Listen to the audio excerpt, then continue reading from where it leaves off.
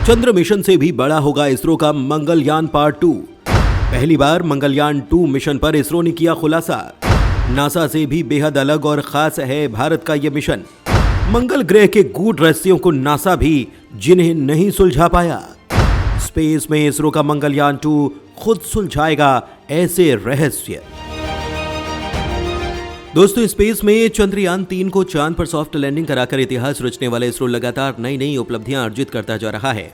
चांद के बाद हाल ही में भारत की स्पेस एजेंसी ने एक और कामयाबी पाई और सूरज के रहस्य उजागर करने के लिए आदित्य L1 लॉन्च किया, जो फिलहाल सूरज के L1 पॉइंट के सफर पर है। उसने बाकायदा काम करना शुरू कर दिया है और यह मिशन 100% सफल हो चुका है। अब इसरो के वैज्ञानिकों का पूरा फोकस गगनयान पर है, जिसकी सभी तैयारियां और टेस्टिंग पूरी हो चुकी हैं। हाल ही में इसको सबसे क्रूशियल CE-20 क्रायोजेनिक इंजन सफल टेस्ट पर खरा उतरा है। इसके बाद अब यह मिशन लॉन्च के लिए तैयार हो चुका है। दोस्तों, गगनयान के साथ ही इसरो के वैज्ञानिक एक और मिशन की तैयारी कर रहे हैं, जिसका नाम है मंगलयान पार्ट 2। माना जा रहा है कि 2024 में भारतीय अंतरिक्ष अनुसंधान संगठन यानी कि इसरो अपना ये मिशन भी लॉन्च कर देगा, जो मंगल ग्रह के उन रहस्यों को खंगालेगा जिन्हें सुलझाने में अब तक नासा भी कामयाब नहीं हो पाया है। यही कारण है कि मिशन पर पूरी दुनिया की नजरें बनी हुई हैं। हालांकि उससे पहले इसरो वैज्ञानिकों का फोकस गगनयान पर है, जो भारत का पहला मानव युक्त मिशन है। हाल ही में इसरो के अधिकारियों ने इसकी पुष्टि की थी और ये मार्स ऑर्बिटर मिशन 2 होगा। इससे पहले 2014 में भारत ने मंगलयान 1 लॉन्च किया था, जो कामयाब रहा था। इसरो ने अपने दूसरे मंगल मिशन पर बड़ा खुलासा किया है, जिसके बाद ये चर्चा हो रही है कि यह मिशन नासा के मंगल मिशन से भी ज्यादा बड़ा होगा। आपको हम पूरी खबर बताएंगे, लेकिन उससे पहले वीडियो पर भारतीय इसरो वैज्ञानिकों के लिए लाइक जरूर कीजिएगा और चैनल पर नए हैं तो चैनल को सब्सक्राइब कर लीजिएगा, ताकि हमारी डेली वीडियोस आपको समय पर मिलती रहें। मंगलयान 2 मिशन पर इसरो की तरफ से बड़ा खुलासा। इसरो पहली बार मंगल पर भेजने वाला है हेलीकॉप्टर। दोस्तों, मंगलयान 1 का भारत पहला ऐसा मिशन था जिसे दूसरे ग्रह पर भेजा गया था। इसे PSLV से लॉन्च किया गया था, जो मंगल के ऑर्बिट तक सफलतापूर्वक पहुंचा था। खास बात यह कि मंगलयान को मंगल के कक्षा में इंजेक्ट करने वाला भारत दुनिया का चौथा देश बन गया था। अब भारत इस मिशन को आगे बढ़ाना चाहता है और इसके लिए Bharat Mars orbiter mission 2 launch करेगा, जो मंगल के ऑर्बिट से ही उसके पर्यावरण और वातावरण का अध्ययन करेगा और इसरो को वो जानकारियां उपलब्ध कराएगा जिसे अभी तक भारत अनजान है। मंगलयान 2 मिशन के साथ 4 पेलोड भेजे जाएंगे, जिनमें मार्स ऑर्बिट डस्ट एक्सपेरिमेंट होगा, जो मंगल पर उड़ने वाली धूल का अध्ययन करेगा। इसके अलावा इसमें एक एनर्जेटिक आयन स्पेक्ट्रोमीटर भी होगा, जो उसे चुंबकीय या गुरुत्वाकर्षण की जानकारी उपलब्ध कराएगा। तीसरा पेलोड रेडियो ऑकल्टेशन होगा, जो उसके वायुमंडल की जानकारी देगा। और चौथा पेलोड इलेक्ट्रिक फील्ड एक्सपेरिमेंट होगा। इसमें एक हाई रिजोल्यूशन कैमरा होगा, जो मंगल की तस्वीरें लेगा। नासा का Mars atmosphere and volatile evolution यानी कि मावेन अभी काम कर रहा है और यह मिशन 2 साल के लिए डिजाइन हुआ था। 2013 में लॉन्च किया गया था और यह अभी तक एक्टिव है और 2030 तक लगातार काम भी करेगा। यह मिशन नासा के उस रोवर से भी कनेक्ट है जो मंगल पर लगातार काम कर रहा है। मार्स ऑर्बिटर मिशन 2 यानी कि MOM-2 भी नासा के मिशन की तरह ही काम करेगा और वायुमंडल, पर्यावरण समेत मंगल के अन्य रहस्यों की जानकारी भी पहुंचाएगा और उन्हें खंगालेगा। मंगल पर हेलीकॉप्टर भेजने की तैयारी में इसरो। लाल ग्रह के लिए नए मिशन का बन रहा है प्लान। दोस्तों, मंगलयान 2 मिशन को लेकर इसरो की तरफ से खुलासा किया गया है कि भारत ने अगले मंगल मिशन में एक हेलीकॉप्टर भी शामिल करने की तैयारी की है, जो नासा के इंजेनिटी ड्रोन के नक्शे कदम पर चलेगा। भारतीय अंतरिक्ष अनुसंधान संगठन इसरो इस पर फिलहाल इस महत्वाकांक्षी प्रोजेक्ट पर काम कर रहा है। इसरो मंगल ग्रह पर लैंडर के साथ हेलीकॉप्टर भेजने की तैयारी कर रहा है। रिपोर्ट में कहा गया कि मंगल की सतह पर उतरने के बाद लैंडर एक रोवर के साथ साथ एक रोटोकॉप्टर यानी कि हेलीकॉप्टर भी उतारेगा।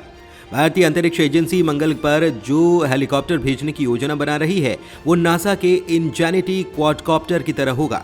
इंजेनिटी ने 3 साल तक मंगल ग्रह पर 72 उड़ानें भरते हुए 18 किलोमीटर की यात्रा की। इसरो का यह हेलीकॉप्टर अभी वैचारिक चरण में है और इसमें तापमान सेंसर, आर्द्रता सेंसर, दबाव सेंसर, पवन गति सेंसर, विद्युत क्षेत्र सेंसर, ट्रेस और धूल सेंसर जैसे कई उपकरण कैसे काम करेंगे, इस पर विचार चल रहा है। मंगल ग्रह के वातावरण की रूपरेखा तैयार करने के लिए हेलीकॉप्टर के मंगल ग्रह में 100 मीटर तक ऊंची उड़ान भरने की उम्मीद है। ड्रोन को मार्टिन बाउंड्री लेयर एक्सप्लोरर के नाम से उपकरण सूट से सुसज्जित किया गया है, जिसे मंगल ग्रह के हवाई अन्वेषण के लिए डिजाइन किया गया है। ये ड्रोन वायुमंडलीय कारकों की ऊर्ध्वाधर प्रोफाइलिंग करेगा और मंगल की निकट सतह सीमा परतों के भीतर C2 माप करेगा। मार्बल मिशन मंगल ग्रह के मौसम के पैटर्न और ग्रह की ऐतिहासिक जलवायु के बारे में हमारी समझ को बढ़ाने के लिए महत्वपूर्ण डेटा प्रदान करेगा। ये जानकारी भविष्य की स्थितियों और संभावित खतरों के पूर्वानुमान के साथ साथ आगामी अन्वेषण मिशन की रणनीतिक योजना में सहायता के लिए जरूरी है। इससे पहले 2013 में इसरो अपने मार्स ऑर्बिटर मिशन के साथ मंगल की कक्षा में सफलतापूर्वक अंतरिक्ष यान भेजने वाली चौथी अंतरिक्ष एजेंसी बन गई थी। ये मंगल ग्रह पर भारत का पहला अंतर्ग्रहीय मिशन था। इसे 5 नवंबर 2013 को PSLV C-25 से लॉन्च किया गया था। नासा और इसरो साथ मिलकर निसार पर कर रहे काम। इसी साल में लॉन्च होगा ऐतिहासिक मिशन निसार। दोस्तों, मंगलयान 2 मिशन के अलावा इसरो कई मिशन पर काम कर रहा है और इसमें एक निसार मिशन शामिल है। इसमें नासा और इसरो दोनों साथ मिलकर काम कर रहे हैं। इसरो और नासा ने साथ में मिलकर पृथ्वी पर नजर रखने वाला एक रडार मिशन लॉन्च करने की तैयारी की है। इसे निसार नाम दिया गया है। ये रडार मिशन क्लाइमेट चेंज के लिए बेहद अहम साबित होने वाला है और इससे जंगल और वेटलैंड यानी कि नमी या दलदली भूमि वाले क्षेत्र पर निगरानी की जा सकेगी। दरअसल स्पेस एजेंसियां यह पता लगाना चाहती हैं कि फॉरेस्ट और वेटलैंड में कार्बन सर्कल पर क्या असर हो रहा है और इसके क्लाइमेट चेंज कैसे हो रहे हैं। इसके साथ ही वैज्ञानिकों को पहले से ही आने वाली आपदाओं के बारे में जानकारी मिल पाएगी। इसरो का कहना है कि 2024 की शुरुआत में निसार सैटेलाइट को लॉन्च किया जा सकता है। यह पृथ्वी की कक्षा में लॉन्च किया जाएगा, जो हर 12 दिन में पूरी धरती और ग्लेशियर का विश्लेषण करेगा। इससे मिले डेटा से पता लगाया जाएगा कि जंगल और वेटलैंड में कार्बन के रेगुलेशन में कितने अहम योगदान है। दरअसल क्लाइमेट चेंज से निपटने के लिए जंगल और वेटलैंड काफी अहम होते हैं। इन्हीं की वजह से पर्यावरण में ग्रीन हाउस गैसों का रेगुलेशन होता है। यह सैटेलाइट आधुनिक SUV के आकार का है, जिसे दक्षिणी कैलिफोर्निया में नासा की जेट प्रोपल्शन लैबोरेटरी में विकसित किया गया है।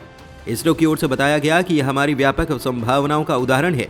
2800 किलोग्राम के सैटेलाइट में 39 फीट का फिक्स्ड एंटीना रिफ्लेक्टर है, जो सोने की परत वाले तार की जाली से बना है।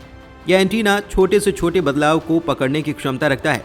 सैटेलाइट के 5 साल तक लगातार काम करने की उम्मीद है। इसरो ने इस परियोजना पर 788 करोड़ रुपए, जबकि नासा ने 80.8 करोड़ डॉलर का योगदान दिया है।